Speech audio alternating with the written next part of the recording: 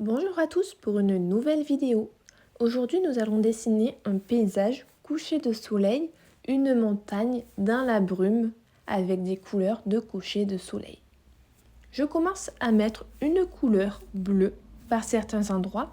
Dans ce dessin je vais utiliser la couleur de fond de la feuille qui est déjà assez foncée pour mettre une uniformité dans le dessin. Je mets un bleu un peu plus foncé en haut. Tout en haut du dessin, je ne descends pas trop, c'est juste pour donner le ciel et je frotte légèrement avec le doigt, j'estompe à peine. Je passe juste le doigt sur la feuille pour avoir quelque chose d'uniforme.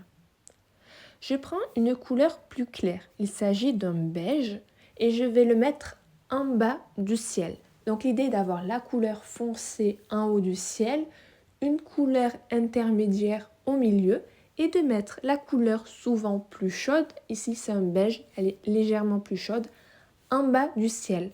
Je n'ai pas besoin de faire la couleur chaude entièrement sur toute la ligne d'horizon. Je peux mettre un peu plus sur un côté pour montrer que ce n'est pas uniforme mais qu'on a des reflets, des effets de matière.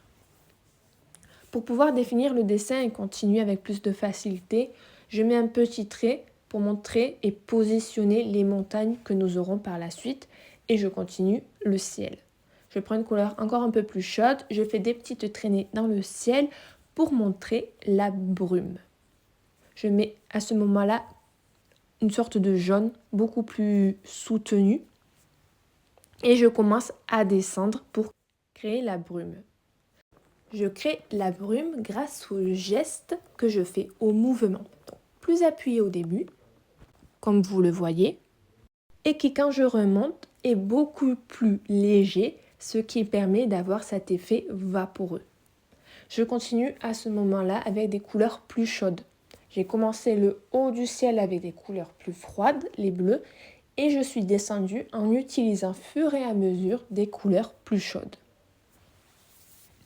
Je définis et précise la montagne. Je vais prendre une couleur foncée. Je ne prends pas du noir pour avoir un dessin coloré. Je prends une couleur foncée. Ici, il s'agit d'un marron légèrement rouge et d'un violet très très foncé pour garder cet aspect coloré et chaud. Et je fais le haut de la montagne et avec le geste, je descends dans le sens de la pente de la montagne. Et avec les couleurs du ciel, je frotte un peu par-dessus pour montrer la brume. À ce moment-là, je commence à descendre le dessin pour créer les arbres au loin. On sait que quand c'est lointain, ce n'est pas trop défini, pas besoin d'avoir quelque chose de précis. C'est plus le sens du geste qui va créer le dessin. Donc je prends les couleurs foncées, j'utilise toujours les mêmes couleurs et je fais aléatoirement une ligne d'horizon. En fait, il s'agit de sapin ou de terre au loin. Et après, dessous, je mets une couleur plus chaude pour montrer les traînées de l'eau qui va revenir. Je prends du vert, puisqu'il s'agit en fait de sapin. Donc, je prends quelque chose de très foncé pour que les couleurs restent assorties. Donc, si je prenais un vert trop flashy ou trop pétard, ça sauterait trop à l'œil. Donc, je prends quelque chose d'uniforme.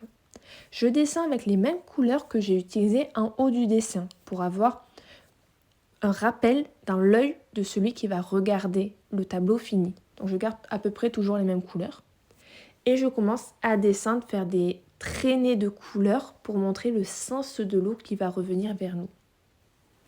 Là, je vais commencer à créer une langue de terre. Donc c'est un petit monticule.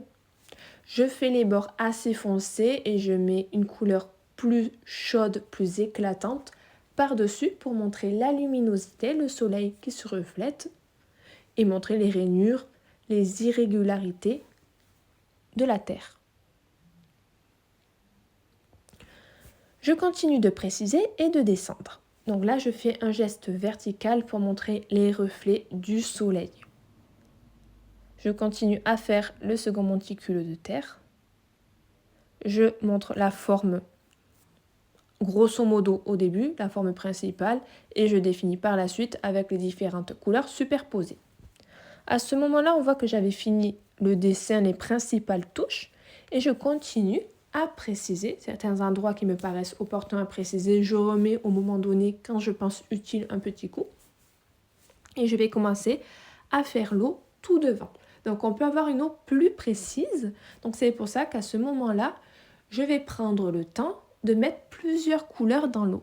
Donc je mets la couleur claire, la couleur bleu clair, bleu foncé, jaune. Je rajoute toujours les éclats de lumière que je mets dans les rainures, dans les vagues, sur l'eau. Je rajoute des fois un petit coup sur la terre pour faire un rappel. Et je pense aux herbes qu'il y a devant. Donc les herbes qu'il y a devant, je mets juste des touches de couleur aléatoires. Je fais des petits coups, tout doucement. Je superpose plusieurs couleurs et cela va me créer naturellement les petites herbes qu'il y a devant. À ce moment-là, j'ai décidé de prendre une sorte de fuchsia pour colorer le dessin.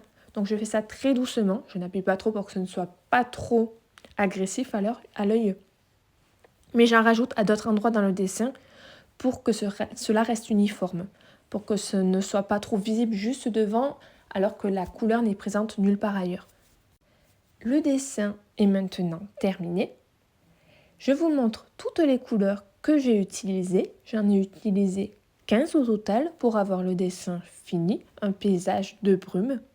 Si vous avez aimé, n'hésitez pas à liker et on se retrouve pour une nouvelle vidéo. À plus!